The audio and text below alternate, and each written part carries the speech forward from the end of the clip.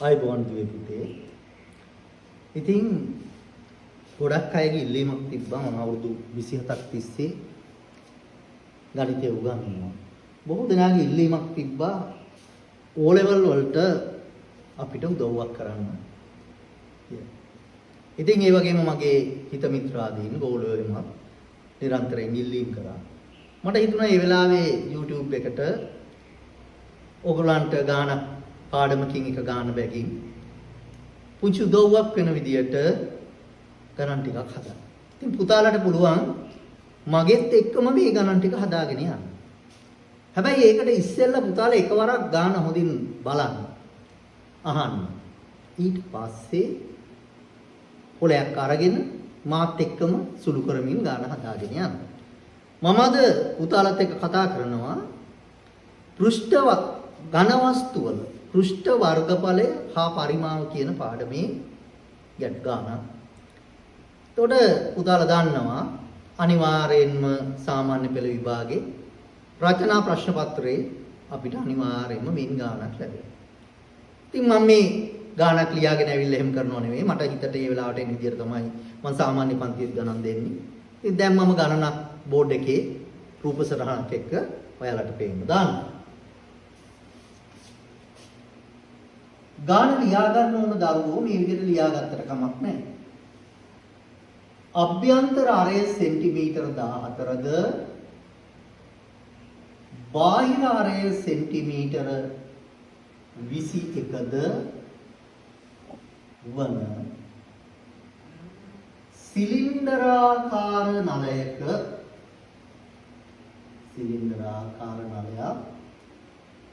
රූප සටහනේ දැක්වී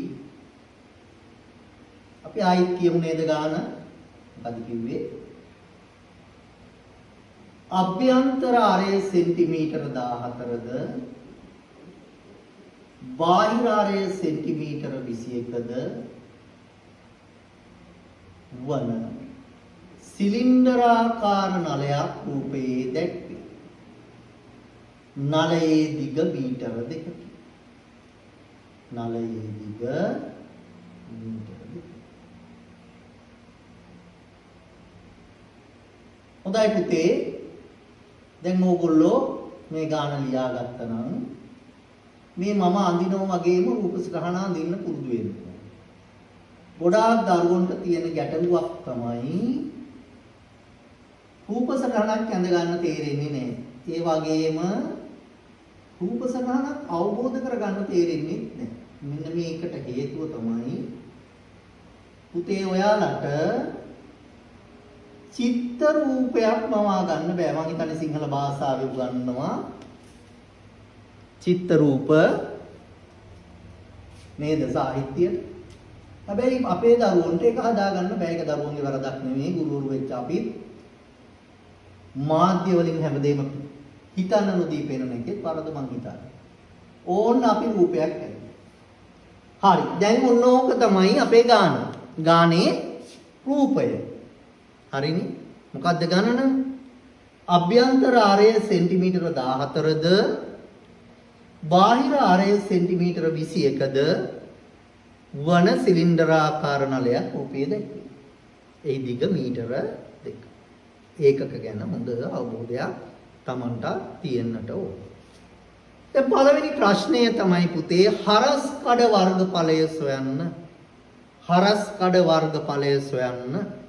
මොකද්ද පුතේ හරස් කඩ? හරස් කඩ මොකද හරස් කඩ? හරහට කැපුවම පේන මූණත. එහෙම නැත්නම් හරස් අතර තිබ්බාම පේන මූණත. මෙන්න මං අදිනවා. බලන්න ඕගොල්ලන්ට මේ වගේ පේනව නේද කියලා. පේනවා නේද? ඕන්න මම හරස් කඩක් යනවා. මොකක්ද හරස් කඩ? මේ තියෙන්නේ. අපිට පේනවා වෘත්ත දෙකක්. එමත්නම් කුහරය. මේ තියෙන්නේ සෙන්ටිමීටර් 14ක ආරය තියෙන වෘත්තය. මේ තියෙන්නේ සෙන්ටිමීටර 21 ආරය තියෙන. මේකට කියන මොකක්ද? හරස් කඩ. මොකක්ද අපේ ප්‍රශ්නේ? හරස් කඩ වර්ගඵලය සොයන්න. අපි එනම් හොයමු බලන්න හරස් කඩ වර්ගඵලය මෙන්න මම ලියනවා. හරස් කඩ වර්ගඵලය. දැන් දරුවෝ මට කියන්න. අපිට ඕන මෙන්න මේ පාඩ කරපු ටිකේ වර්ගඵලය නේද? එහෙම නේද? ඔව්. පාඩ කරපු ටිකේ වර්ගඵලය සොයන්න ඕන. කොහොමද හොයන්නේ? අපි විශාල රවුමෙන් කුඩා රවුම අඩු කරගන්න. මොකද අපි කරන්න ඕනේ විශාල රවුමෙන් අපි තේරෙන භාෂාවෙන් කතා කරමු. ලොකු වචන නැතුව. කුඩා රවුම අඩු කරමු. හරි. ඔක ඉතින් ලොකු වචන නෙවෙයි තයි විශාල වෘත්තයෙන් කුඩා වෘත්තය අඩු කරමු. ඔය ඕකෙන් අදහස් කරේ පුතේ වර්ගඵලය. නමුත් ඔයාලට තේරෙන්න මං කිව්වේ. එහෙනම් අපි බලමු විශාල වෘත්තයේ වර්ගඵලය කොහොමද පුතේ වෘත්තයක වර්ගඵලය හොයන්නේ? πr වර්ගය. r වර්ගය කිව්වේ අරය ගුණ කිරීම අරය r ගුණ කිරීම r. හරි. අපි දැන් බලමු මොකද කරන්නේ? ෆයි නියතයක් නේද? ඔබ දන්නවා කීයද? 7න් 22යි. මම මේ විශාල රවුමට දානවා. r විශාලකේ අරය කීයද? 21යි. r වර්ගය 21 ගුණ කිරීම 21. r වර්ගය. ඒකෙන් අඩු කළා කුඩා වෘත්තයටත් πr වර්ගයම තමයි. π පොදු ඉන්නේ නේද? කොහේ ගියත් නියතයක් 7න් 22යි.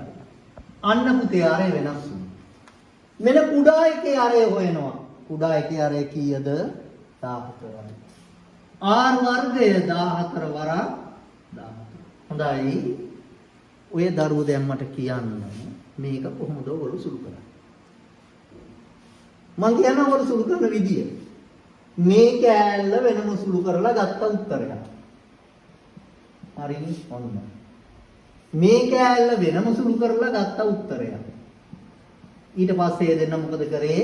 අඩු කළා. මම නම් කැමති නෑ. මම එකඟ වෙන්නෙත් නෑ. ඒකට හේතුවක් තියෙනවා. ඔයාලට ඔය විෂය නිර්දේශය ඇතුළේ උගන්වන ගුරුතුමා හෝ ගුරුතුමිය උගන්වන පාඩම් සියල්ලම සුළු කිරීම වලට යොදා ගන්න පුළුවන්. හැබැයි වැඩේ කියන්නේ සාධක නම් ඔයගොල්ලෝ කරන්නේ සාධක පාඩමට විතරයි. හරි? ඒ සුළු කිරීම මෙතනින් ඉවර කරලා. එහෙම ඕනේ නෑ. අනිත් එක තමයි මේන් එකක් සුළු කරද්දි වැරදුනොත් දෙකන ගුණ කිරීම දෙකක් කරන්න ගිහිල්ලා වරද තවත් වැඩි. අපි බලමු මේක මෙන්න මේ විදිහට සුළු කරන්න. පොදු සාධක පිටතට ගමු. මොකද මේක අනිවාර්යෙන් ඔබ කරන්න ඕන සමහර තැන්වල අපිට නැත්තම් ගණන් හදා ගන්න බැරි වෙනවා. පුතේ බලන්න මේ 21 හැදෙන්නේ කොහොමද? 7 වාරයක් 3. මේ 21 හැදෙන්නේ 7 වාරයක් 3. 14 හැදෙන්නේ 7 වාරයක් 2. මේ 14 7 වාරයක් 2. දැන් ඔයාලා මේ දෙකේ පොදු සාධක පිටතට ගන්න. මොනවද පොදු? කියන්න බලන්න. 7න් 22 පොදුයිනේ දෙපළෙම තියෙනවා. හරි ගත්තා. සුටි හරියට දාන්න. තව 21 21යි 14යි ගන්න බැහැ. හැබැයි ඒ 21න් 7ක් ගත හැකි. මේ පැත්තෙත් 14න් 7ක් ගත හැකි. ඔය 7 ඒවා දෙකටම ලියන්නේ අපි 1 7 1 දන්නවනේ. පොදු සාධක පිටතට ගන්න. තව 7ක් ගන්න පුළුවන්. මොකද්ද කරේ? නැවත කියන සුළු කිරීම අවබෝධ කරගන්න. 7න් 22 දෙපළක තිබුණා දෙපැත්තටම පොදුයි ගත්ත පිටතට. 21යි 14යි තිබුණේ 21න් 7ක් ගත්තා. 4ක් 3නේ 21. ඊළඟ 21 ඊළඟට 14 නුත් ඒ 7 ගත්තා. ඊළඟට 21. 7ක් පොදු සාධකයේ පිටට ගත්ත 14 නුත් 7ක් ගත්තා. දැන් මේ හරි දාපු ටික අරගෙන ඉවරයිනේ. හරි නොදාපු ටික මොනවද බලන්න. අපි මකමු මේ ටික.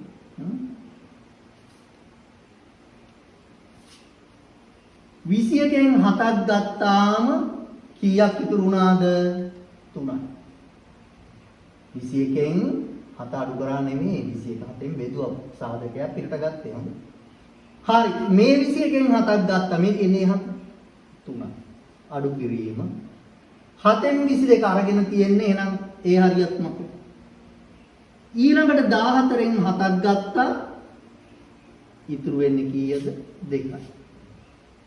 14න් 7ක් ගත්ත ඉතුරු වෙන්නේ කීයද? 2. ඔන්න සුළු කිරීමේ දෙවෙනි පියවර. ඊළඟට මෙන්න මේ බෙදීම 7ට ගුණ කිරීම 7 කැපිලා යනවා. ඉලක්කම් කපනවා කියලා එකක් නැහැ මේ බෙදීමක් සිද්ධ වෙන්නේ. 7 7ෙන් බෙදුවම 1යි මුකුත් නොලියු. කපන්න බෑ අපිට ඕන විදියට. 22 වරක් 7 22 වරක් 7 154යි.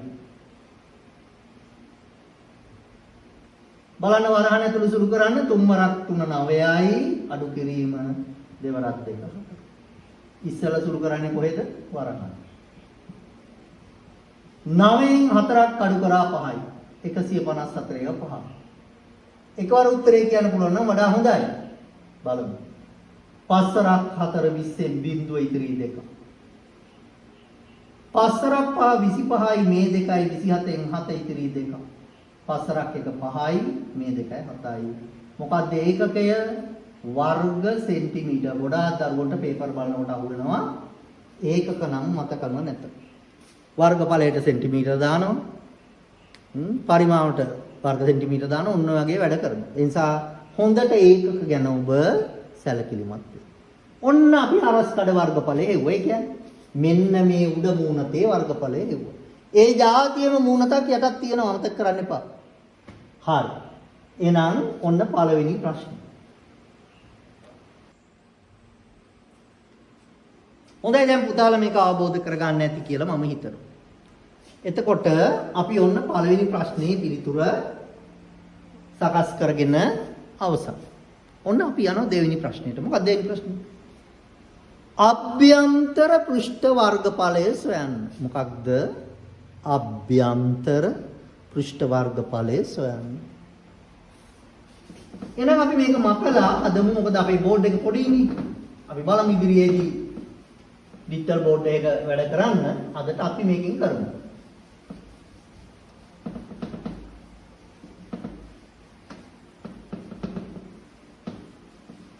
ඔන්න අපේ දෙවෙනි ප්‍රශ්නය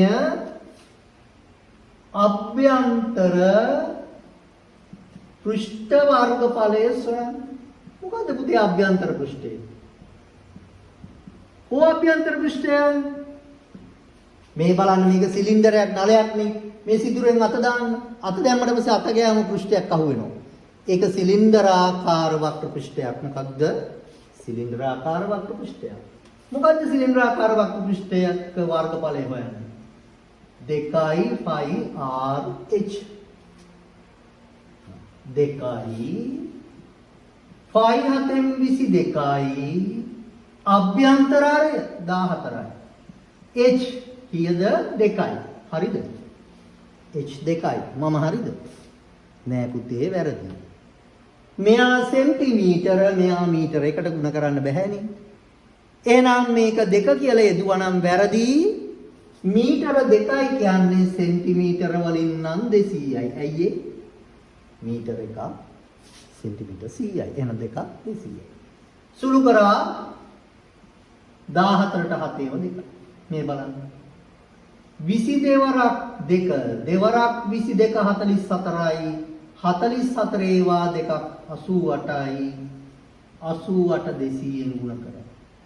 දාන්න කෙටිම ක්‍රමයේ බිංදු දෙක අගට හරි බිංදු එක අගට දෙවරක් 8 16න් 6 ඉතිරි 1 දෙවරක් 8 16ක 17යි කීයද පුතා 17600 අපි යනවා ඊළඟ ප්‍රශ්නයට බාහිර වක්‍ර පෘෂ්ඨයේ වර්ගඵලය සොයන්න මොකක්ද බාහිර වක්‍ර පෘෂ්ඨයේ වර්ගඵලය සොයන්න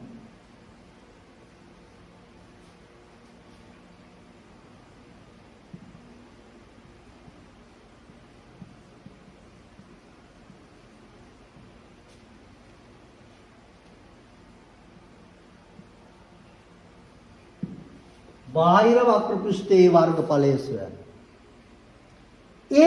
මේ බලන්න සිලින්ඩරේ පිටින් අත ගාලා බලමු මේක. ඒකත් සිලින්ඩරාකාර වක්‍ර පෘෂ්ඨයක්. එහෙනම් ඒකත් 2යි πr 2යි පයි කියන්නේ 7න් 22යි බාහිර ආරය කීයද සෙන්ටිමීටර 20යි h මීටර් නම් 2යි. දැන් කලින් කිව්වා අපි සෙන්ටිමීටර්. සුළු කරා 7/1යි. මේම ගන්නවා. දෙවරක් 22 44යි. ලොකු වැඩ වලට යන්නේ නැහැ. බිංදු දෙක කොහොම තියා ගන්නවා අගින් දෙවරක් 3 දැම්ම බිංදු දෙක අගට 6 වරක් 4 24න් 4 ඉතිරි 2. 6 වරක් 4 24යි 2යි 26යි 26400යි වර්ග සෙන්ටිමීටර. ඔන්න දැන් අපි ප්‍රශ්න 3ක් කතා කරමු. මොනවද ප්‍රශ්න 3? අභ්‍යන්තර වක්‍ර පෘෂ්ඨ වර්ගඵලය, බාහිර වක්‍ර පෘෂ්ඨ වර්ගඵලය, ඊට කලින් කතා කරා හරස්කඩ වර්ගඵලය. හරිනේ, පැහැදිලිනේ හැමෝටම? හොඳයි.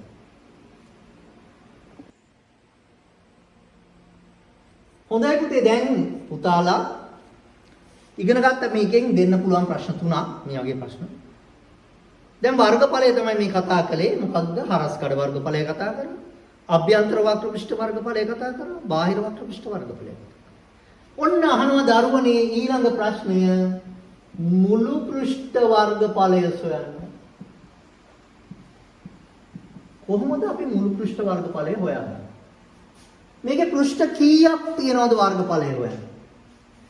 හොඳට අහගන්න පුතාලා මේ මම මේ කියන්නේ. මෙන්න මෙහෙමයි පුතේ හිතන්න. මේ ඝන වස්තුව හැම පෘෂ්ඨයක්ම අපිට ස්පර්ශ කරන්න පුළුවන් නම් ඒ කියන්නේ තේරෙන භාෂාවකුත් අත ගාලා බලන්න පුළුවන්. ආන්න ඒ හැම තැනම වර්ගඵලය අපි ගන්න ඕන. තව විදියක් කියන්න. මේ වස්තුව මුළුමනින්ම තින්ත භාජනයක ගිල්ලනවා. මේ හිතන විදිය කියන්නේ කරනවා නෙවෙයි හිතනවා. මුළුමනින්ම තින්ත භාජනයක ගිල්ලලා එළියට ගන්න. තින්ත ගෑවිලා තියෙන හැම තැනම වර්ගඵලය තමයි මුළු පෘෂ්ඨ වර්ගඵලය. තේරුණානේ? ඕනම ඝන වස්තුවක් එහෙමයි. ස්පර්ශ කරන්න පුළුවන් හැම පැත්තකම වර්ගඵලය එන්න ඕන. නැත්තම් තින්ත බාල්ජයක ගිල්ලුවා ගොඩට ගත්තා. තින්ත ගෑවිලා තියෙන හැමතැනම වර්ගඵලය එනවා. හරිනේ? ඔන්න එහෙනම් පටන් ගමු. අපි මේකේ උඩින් ස්පර්ශ කරන අන්න උඩ මුහුණතක් ස්පර්ශ වෙනවා. හැබැයි ඒකේ මැද සිදුරක් තියෙනවා. තේරෙන භාෂාවෙන් කිව්වොත් අපේ භාෂාවෙන් ගැට්ටක් වගේ එකක් නේ අහුවේ. ඒ මොකක්ද? හරස් කඩ උඩ අහුවෙන්නේ හරස් කඩ. කීයද ඒකේ වර්ගඵලය? ඔබට මතක ඇති 770 වර්ග සෙන්ටිමීටර. ඔය වගේම එකක් පතුලෙත් තියෙනවා. පෘෂ්ඨ 2යි 770. ඔන්න දැන් බලන්න අපි මේ සිදුරෙන් ඇතුළට අත දාලා ඇල්ලුවොත් අපිට අහු වෙනවා සිලින්ඩරාකාර වක්‍ර පෘෂ්ඨයක්. මතකයිද ගාන කීයද කියලා ආවේ? කීයද ආවේ? 17600. 17600. ඊළඟට බාහිරින් වක්‍ර පෘෂ්ඨයක් තියෙනවා. අපිට කොහොමද එන්නේ? ඒක එනවා අපිට අපි ළඟ දැන් හදලා තියෙන්නේ 26400. ආන්න ඔය ටික එකතු කළා. 0යි 7යි 7යි 14න් 4 ඉතිරි වෙනවා එකක්. කොහොම තියාගමු? 7යි 7යි 14යි 14යි 6යි 20යි 4යි 24යි 1යි 25යි 5 ඉතිරි දෙක. කොහොම තියාගමු? 7යි 6යි 13යි මේ දෙකයි 15න් 5 ඉතිරි එකක්. 2යි 1යි 3යි මේකයි 4යි 45540යි මොනවද පුතේ? වර්ග සෙන්ටිමීටර. ඕන්න අපි ඒකත් කතා කරලා අවසන් කළා. ඔන්න බලන්න දැන් මොනවද කතා කරේ? හරස්කඩ වර්ගඵලය, අභ්‍යන්තර වක්‍ර පෘෂ්ඨ වර්ගඵලය, බාහිර වක්‍ර පෘෂ්ඨ වර්ගඵලය, මුළු වර්ගඵලය. උතනින් වර්ගඵලය අවසන්. තව ප්‍රශ්නයක් අහන්න. මේක හරියටම කිව්වොත් නලය තනා ඇති කොන්ක්‍රීට් පරිමාව. හරි? නලයේ පරිමාව කියලා අපි කියනවා සරලව. නමුත් හරියම කතාව නලය තනා ඇති කොන්ක්‍රීට් පරිමාව. එහෙනම් නලයේ පරිමාව එහෙමත් කියනවා. හැබැයි අපි ඊට වඩා හොඳයි ගැලපෙන්න ලියමු. නලය තනා ඇති ද්‍රව්‍ය පරිමාව කිව්වත් කමක් නැහැ. කොන්ක්‍රීට් පරිමාව කිව්වත් කමක් නැහැ. මේක කොන්ක්‍රීට් එකක් නම් කොන්ක්‍රීට්. යකඩ වුණොත් යකඩ. ඉතින් ඒ නිසා ද්‍රව්‍ය නලය තනා ඇති ද්‍රව්‍ය පරිමාව කියලා අපි කියනවා. ඕනේ ඒකට ගැලපෙයි. කොහොමද හොයන්නේ? උතේ මේක හරස් කඩ ඒකාකාර ඝන වස්තුවක්. හරස් කඩ ඒකාකාර ඝන වස්තුවක පරිමාව සමාන වෙනවා. ඔයාලා දන්නවා? හරස් කඩ වර්ගඵලය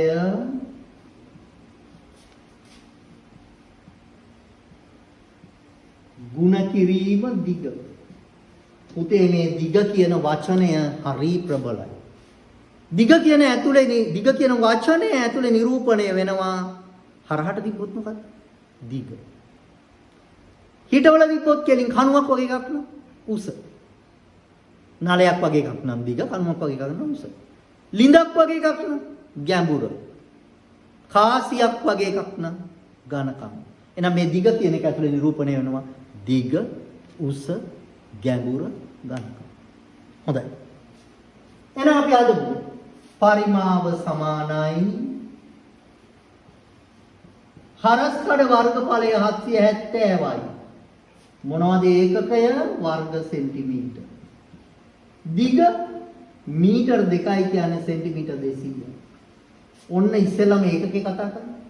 වර්ග සෙන්ටිමීටර ගුණ කරා ඔක්කොම ඝන සෙන්ටිමීටර වුණා. 3යි බලය. මෙතන 2යි මෙතන 1යි. මෙන්න කෙටි ක්‍රම බිංදු ගණන් කරන්න 1යි 2යි 3යි දාන්නකට. බිංදු 3කට දැම්මා මේ ගුණිතයක් 1යි 2යි. 77 ව 2ක්.